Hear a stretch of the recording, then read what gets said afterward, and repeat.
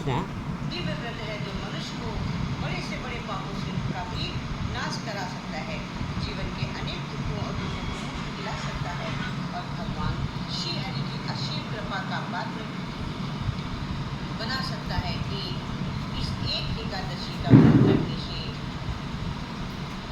88,000 ब्राह्मणों को भोजन के बराबर कराने के बराबर फल प्राप्त होता है।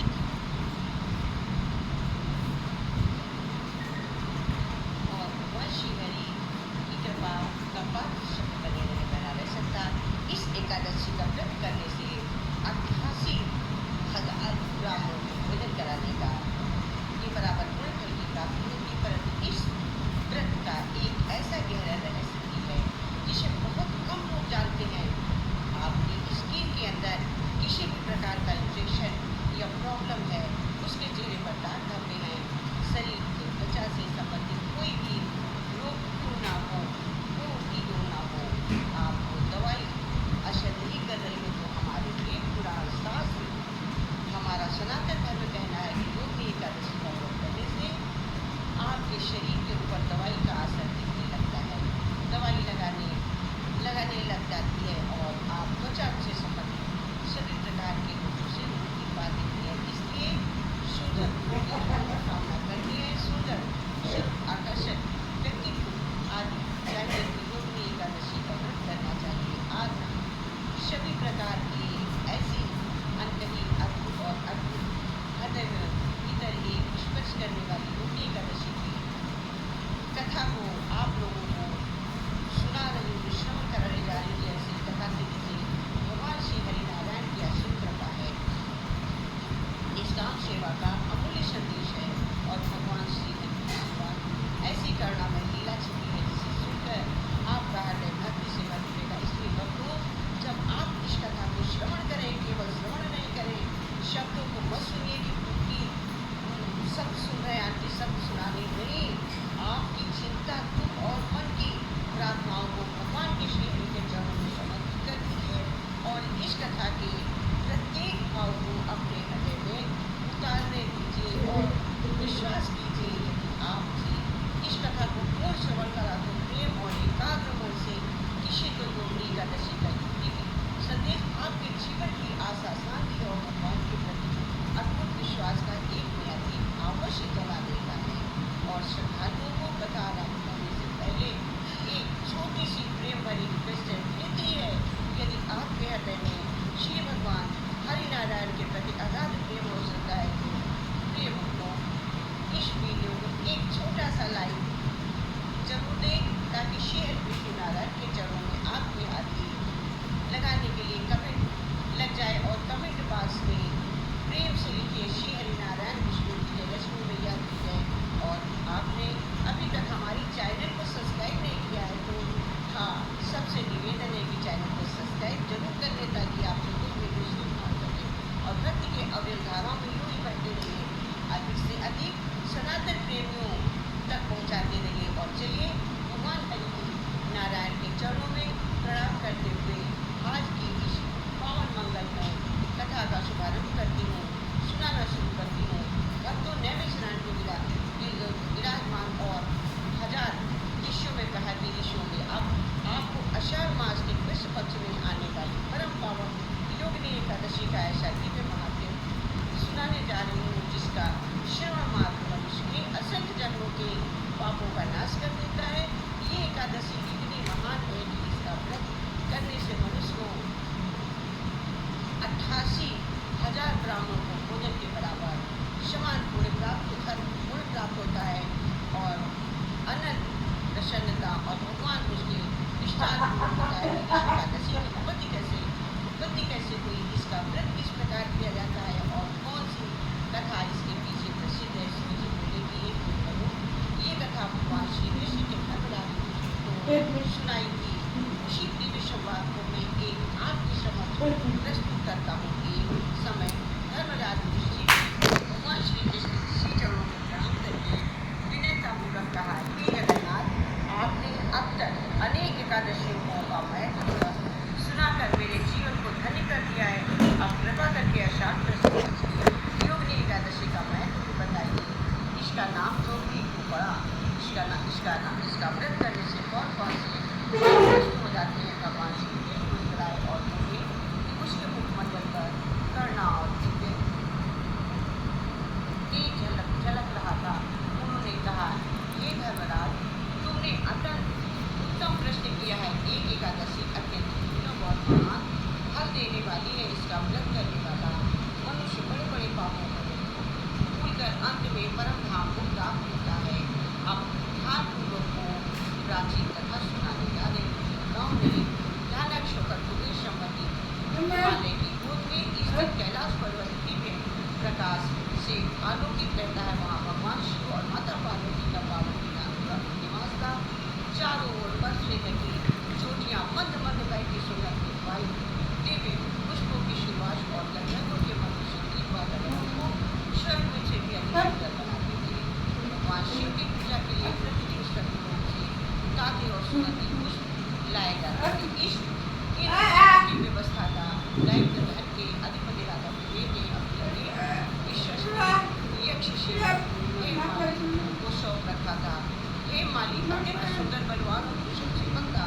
उसकी पत्नी का नाम सविशा लक्ष्मी, अनुपम रूपवती और दोनों एक दूसरे के अत्यंत प्रेम प्रतिदिन प्रातःकाल हे माली मानसरोवर के गाँव में दुर्लभ पुष्प चुनकर लाता और समय पर कुबेर को सौंप देता। कुबेर उन पुष्पों से भगवान शिव का पूजन करते थे। लंबे समय तक वो सेवा बिना किसी बाधा के चलती रही। किंतु एक दिन हे माली अपनी पत्नी के प्रेम में इतना अधिक आसक्त हो गया कि उस समय का ध्यान भूल गया और विशालाक्षी के समय को विलास में भूल गया। वह भगवान शिव की पूजा के लिए पुष्प लाना भूल गया। उधर कैलाश पर भगवान शिव की पूजा का समय हो चुका था। राजा कुबेर स्नान करके पूजा के लिए तैयार बैठे और स्वर्ण पात्र बंधन धूप दीप नैवेद्य सब सुसज्जित थे। किंतु गुण नहीं पहुँचे। समय बीतता गया। कुबेर ने सेवकों से पूछा, हे सेवकों, हे माली कभी अभी तक नहीं आया, कहाँ है, क्यों नहीं आया? सेवक ने रोज आरंभ की उसके पक्ष में ढूंढने लगे। कुछ समय बाद एक सेवक ने आकर निवेदन किया, महाराज, हे माली अपने घर में अपनी पत्नी के साथ आनंद विलास में मग्न है। उसने आज भगवान शिव की सेवा की बिल्कुल भी चिंता नहीं है। ये सुनते ही कुबेर का क्रोध से लाल हो गया। उन्होंने कठोर स्वर में कहा, आदेश दिया उस अपराधी को तुरंत मेरे सामने प्रस्तुत किया जाए। यक्ष सैनिक तुरंत हे माली के घर पहुँचे। उस समय ही हे माली अपनी भूल में अनजान था। जब सैनिक को पकड़कर राजसभा में लाए तो उसने देखा कि राजा कुबेर का क्रोध प्रचंड अग्नि के समान चमक रहा है। कुबेर गरज कर बोले कि दुष्ट, क्यों तुझे ये भी स्मरण नहीं है कि भगवान महादेव की पूजा के लिए पुष्प पहुँचाना तेरा प्रथम कर्तव्य है। तूने अपने स्वार्थ और विषय वासना के कारण स्वयं भगवान शिव की सेवा में बाधा उत्पन्न की है। जिस सेवा के कारण तुझे सम्मान, धन और सुख प्राप्त हुआ, उसी सेवा को तूने अपमान किया है। हे माली भय से कांपने लगा। उसके शरीर से पसीना बहने लगा और उसने हाथ जोड़कर क्षमा मांगनी चाहिए। क्रोध शांत नहीं हुआ। उसने कहा, जो व्यक्ति भगवान की सेवा में लापरवाही करता है वो क्षमा का अधिकारी नहीं होता है। अतः मैं तुझसे श्राप देता हूँ कि तू इसी क्षण शौर्य प्रतीक होकर पृथ्वी पर गिरेगा। तेरा सुंदर शरीर भ्रष्ट हो जाएगा। तेरे सारे सुख समाप्त हो जाएंगे। तू अपने कर्मों का कठोर फल भोगेगा। कुबेर के मुख से श्राप निकलते ही उसका प्रभाव तत्काल क्षण भर के लिए हे माली की धीरे धीरे नष्ट हो गया। उसका सुंदर और शरीर भयानक उस रोग से भर गया। उसके दिव्य वस्त्र नीचे गिर पड़े और स्वर्ण उसका पतन हो गया। पृथ्वी के घने वन में आ गिरा। चारों ओर अंधकार में सब पशु गांठों से भरी मार्ग पर सो रेखा के जीवन में उसका भाग्य बन गया। तो कभी देवता के बीच सम्मानित था। आज गरीब भोजन के लिए एक कण और जल की एक बूंद के लिए भटकने लगा। उसके शरीर में असहनीय पीड़ा, रोग के कारण लोग उसे दूर से देखकर भाग जाते। दिन रात वो अपने अपराध को स्मरण करता और सोचता, मैंने छड़ी कुओं में आकर भगवान शिव की सेवा की अपेक्षा क्यों की? यदि मैं उस दिन अपने कर्तव्य का पालन कर देता तो आज ये दुर्दशा ना होती। यही पश्चाताप उसके जीवन में सबसे बड़ा दंड बन गया। एक दिन अत्यंत दुखी होकर उसने आकाश की ओर देखा और आंसू बहाते हुए कहा, हे महादेव, यदि मेरे लिए अभी भी क्षमा का कोई मार्ग शेष है तो मुझे अवश्य बताइए, दिखाइए। मैं अपने अपराध का प्रायश्चित करना चाहता हूँ। इसलिए करुण पुकार को मानो समस्त दिशाओं में गूंजने लगी। क्या उसके पापों का प्रायश्चित संभव था? क्या उसे फिर से अपना दिव्य स्वरूप प्राप्त होगा? क्या उसे ऐसा व्रत था जो असंख्य पापों का नाश कर सके? इन्हीं प्रश्नों के उत्तर में आपको इस कथा में प्रकट होगा। लेकिन निर्जन प्रदेश में शास्त्र से महर्षि का जीवन अत्यंत कष्टदायक हो गया। कभी भी अपराध और विवेक का प्रिय सेवक था, आज वही भूखा प्यासा अपमान व्याकुल होकर पल पल भटक रहा था। उसके शरीर पर कुष्ठ रोग के घाव थे। कभी वो किसी वृक्ष की छाया में बैठकर उठता तो कभी किसी नदी के किनारे अपने बीते हुए सुबह दिनों ये याद करके विलाप करता है कि बार बार स्वयं कहता, मेरे इस दुख का कारण कोई दूसरा नहीं बल्कि मेरा अलग अपना प्रसाद है। मैंने क्षणिक मुँह भगवान शिव की सेवा में विलम्ब कर दिया। ईश्वर की सेवा से बढ़कर संसार में कुछ भी नहीं होता। फिर भी मैं उसे बैठा। धीरे धीरे उसके भीतर सच्चा पश्चाताप जागने लगा। तब वो उसने अपराध के लिए किसी को दोष नहीं देता। उसके मन में केवल एक ही इच्छा थी, किसी ऐसे प्रकार ऐसा मार्ग जिससे उसका प्रायश्चित हो सके।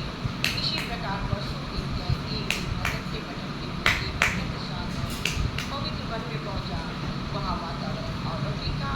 पक्षियों का मधुर सुगंधित मंद मंद बहती वायु और एक मनमोहक ध्वनि से पूरा आश्रम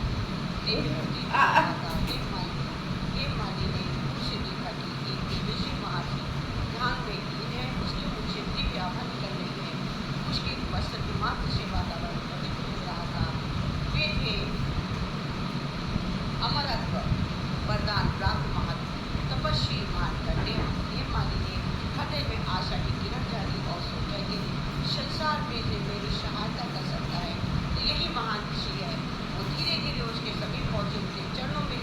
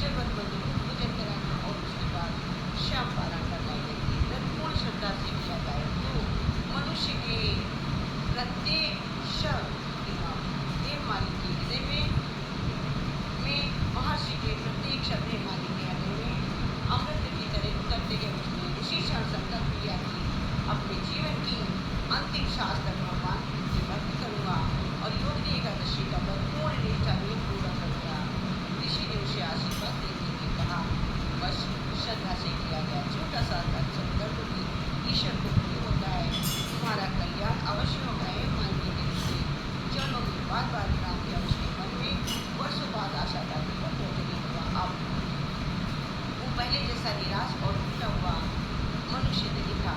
उसके भीतर विश्वास जाग चुका था कि भगवान की कृपा से उसका जीवन अवश्य बदलेगा। वो आश्रम के शरीर में रहने लगा और रोहिणी एकादशी की आगमन की प्रतीक्षा करने लगा। दिन रात भगवान विष्णु का नाम जपने करते हुए अपने मन में श्रद्धा शुद्ध करने लगा। उसे अनुभव होने लगा कि सच्चा प्रायश्चित केवल दंड भोगना नहीं बल्कि अपने जीवन को बदल देना है। अंततः शुभ तिथि के निकट आ पहुंची जिससे उसे वर्षों में इंतजार था। अब रोहिणी एकादशी की दीर्घ व्रत आरंभ होने वाला था, जो उसके भाग्य की दिशा को बदल देने वाला था। महर्षि मार्कंडेय के देश के बाद हेममालिनी के जीवन की दिशा बदल चुकी थी। अब उसका प्रत्येक क्षण भगवान श्री हरि के स्मरण में बीतने लगा। वो अपने अतीत के अपराध की बात को करता में नहीं बल्कि आत्मशुद्धि की भावना से खुशी होती थी। आषाढ़ मास के कृष्ण पक्ष के पावन एकादशी का शुभ प्रभात आ पहुंचा। ब्रह्म मुहूर्त में हिमालय निकट बहने वाली पवित्र नदी पर गया। उसने श्रद्धा से स्नान किया और दोनों हाथ जोड़कर प्रार्थना की, हे श्री हरि, मैं अपराधियों की आपकी शरण में आया हूँ। मेरे अहंकार, प्रमाद और अज्ञान को क्षमा करें कि ऐसा जीवन दे जिसमें कभी भी कोई सेवा और अपनी कर्तव्य से न हो। स्नान के बाद उसने स्वच्छ वस्त्र धारण किए, मन से प्राप्त पवित्र पुष्प तुलसी और निर्मल जल भगवान विष्णु का पूजन किया। उसके बाद न स्वर्ण था, न कलश था, न बहुमूल्य रत्न मंदिर के उसका हृदय सच्ची भक्ति से भरा हुआ था। आज मार्कंडेय ने दूर से सब देखा और प्रसन्न होकर बोले, बस ईश्वर को वैभव नहीं भाव भी है।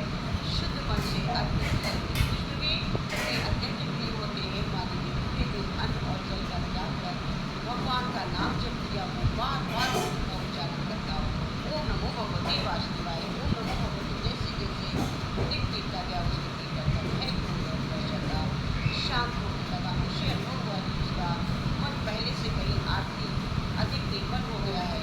रात्रि आई, उसने भगवान के नाम का कीर्तन किया और यथाशक्ति जाकर किया।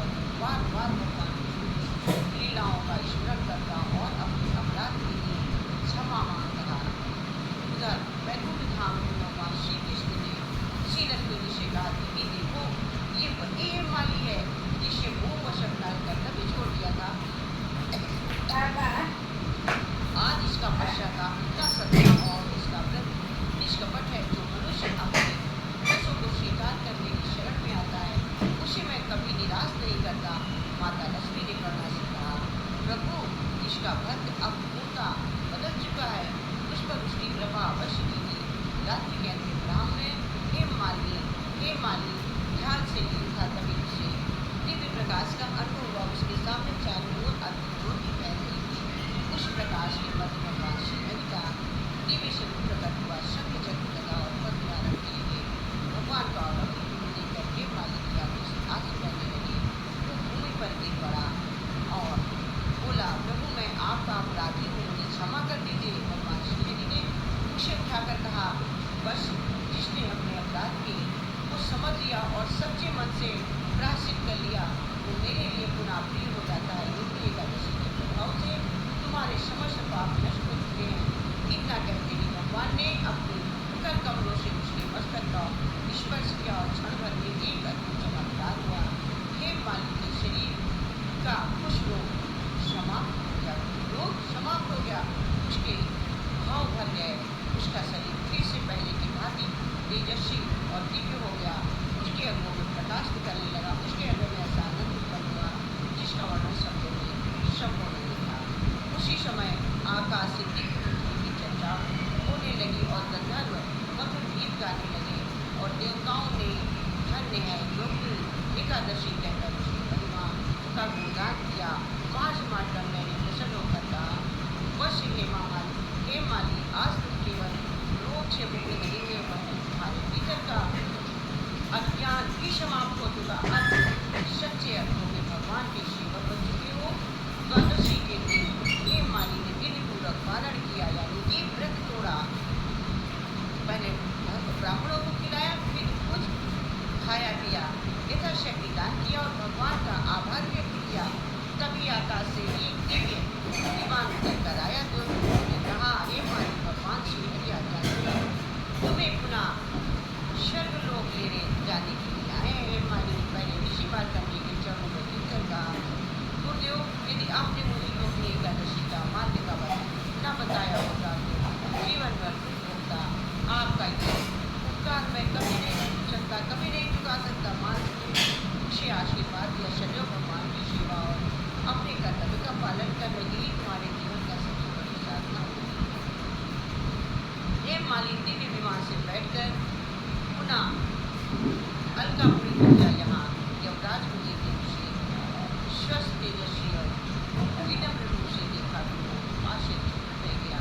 हेम मालिनी ने उसके चरणों में गिरकर कहा, महाराज, मैंने अपने अपराध का फल किया है, कृपया मुझे क्षमा करें। कुबेर ने उसे उठाया और बोले, हे मालिनी, तुम्हारे भीतर जो परिवर्तन आया है वही तुम्हारी सबसे बड़ी विजय है, जिसने दोषों को मान लिया है। महान इसके बाद कुबेर उसे लेकर भगवान शिव के दर्शन कराने के लिए पहुंचे। भगवान शिव ने मुस्कुराकर कहा, योगिनी एकादशी के प्रभाव और सच्चे पश्चाताप से तुम्हें पुनः पवित्र बना दिया है। याद रखो, ईश्वर की सेवा में करने कभी प्रमाद नहीं करना चाहिए। हे मालिनी, भगवान शिव माता पार्वती को प्रणाम कर जीवन भर पूरी निष्ठा से उसके संकल्प लिया और इस प्रकार योगिनी एकादशी का प्रभाव से शापग्रस्त हेम मालिनी केवल वो मुक्त हुआ, बल्कि उसे पुनः अपना दिव्य भगवान की कृपा से स्वरूप प्राप्त हुआ। इसलिए कहा गया कि जो श्रद्धापूर्वक योगिनी एकादशी का व्रत करता भगवान विष्णु का स्मरण करता है, अपने कर्तव्यों का पालन करता है, सच्चे मन से पश्चाताप करता है, उसके जीवन के बड़े से बड़े पाप नष्ट हो जाते हैं तथा अंत में भगवान के परम धाम को की प्राप्ति होती। धर्मराज ऋषि योगिनी एकादशी की महिमा और कथा सुनकर भाव विभोर उठे। उन्होंने भगवान के चरणों में सिर रखकर कहा, हे प्रभु, स्वयं इस व्रत का पालन करूँगा मैं और अपने राज्य की प्रजा को सभी महिमा सुनाऊंगा, ताकि प्रत्येक मनुष्य धर्मपरायण होकर चलकर अपना जीवन सफल बना सके। भगवान श्री कृष्ण ने प्रसन्न होकर उन्हें आशीर्वाद दिया, हे धर्मराज, जहाँ योगिनी एकादशी तथा श्रद्धापूर्वक सुनाई जाती है, विचार करते हैं, भक्त की सदाचार वृद्धि होती है। तो इस कथा को प्रेरणा लेकर अपने जीवन में सत्य, दया और कर्तव्यों का पालन करेगा, वही इस व्रत का वास्तविक फल प्राप्त करेगा। इसके बाद धर्मराज ने अपने भाइयों माता कुंती, द्रौपदी और हर्षितापुर के ऋषियों के साथ योगिनी एकादशी का व्रत आरंभ श्रद्धा कहते हैं। उस दिन संपूर्ण हस्तिनापुर में भगवान श्री हरि के नाम से कीर्तन गूंज उठा और प्रजा के हृदय में धर्म के प्रति जागृति उत्पन्न हुई। इस प्रकार भगवान श्री कृष्ण के द्वारा सुनाई गई योगिनी एकादशी। तो अब कथा संपूर्ण होती है। अब एक छोटा सा भजन।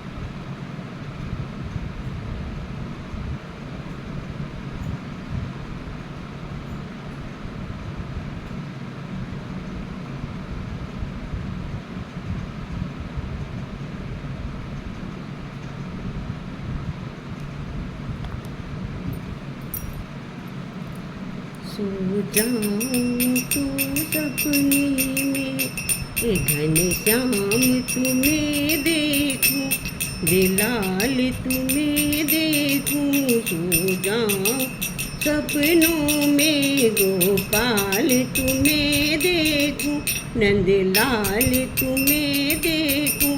देखूं तो जिधर देखूं घन श्याम तुम्हें देखूं, नंदलाल तुम्हें देखूं।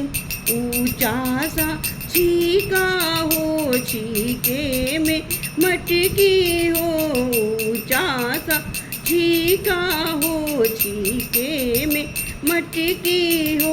मक्खन को चुराते हैं घनश्याम तुम देखूं, माखन को चुराते हैं नंदलाल तुम्हें देखूं। सो जाऊं तो सपनों में घनश्याम तुम्हें देखूं, सो जाऊं तो सपने में नंदलाल तुम्हें देखूं। वृंदावन की गलियों में और ग्वालों की टोली, वृंदावन की गलियों में और ग्वालों की टोली में गायों को चराते हुए घनश्याम तुम्हें देखूं। गायों को चराते हुए नंदलाल तुम्हें देखूं। सो जाऊं तो सपने में भगवान तुम्हें देखूं। सावन का महीना हो, घने घोरे घटाए हो। सावन का महीना हो, घने घोरे घटाऊं में घनश्याम तुम्हें देखूं। घटाऊं में नंदलाल तुम्हें देखूं। देखूं तो जिधर देखूं घनश्याम तुम्हें देखूं। सो जाऊं तो सपने में भगवान तुम्हें देखूं। फागुन का महीना हो, संग राधा रानी हो। फागुन का महीना हो, संग राधा रानी हो। हर रंग को लगाते हुए फिर रंग को लगा हुए नंदलाल तुम्हें देखूं। सो जाऊं तो सपने में, सो जाऊं सपने में भगवान तुम्हें देखूं। मझधार में नैया हो और शाम के वैया, मझधार में नैया हो और खेवैया हो। और पारे लगाते हुए भगवान देखूं। मैं तो पारे लगाते हुए नंदलाल देखूं। सो जाऊं तो सपनों में घनश्याम तुम्हें देखूं। नंदलाल तुम्हें देखूं। देखूं तो तुम्हें देखूं, श्याम तुम्हें देखूं। नंदलाल तुम्हें देखूं, भगवान तुम्हें देखूं। जय श्री कृष्ण। हरि ओम। भक्तों, योगिनी एकादशी कथा सभी लोग देखिएगा, बताइएगा कि योगिनी एकादशी कथा को कैसी लगी। और ऐसे धार्मिक वीडियो को देखने के लिए हमारे चैनल वीणा सोनी को सब्सक्राइब करें। जय श्री कृष्णा। बोल भोले भंडारी की लाल की जय। लाइक सब्सक्राइब पे वो।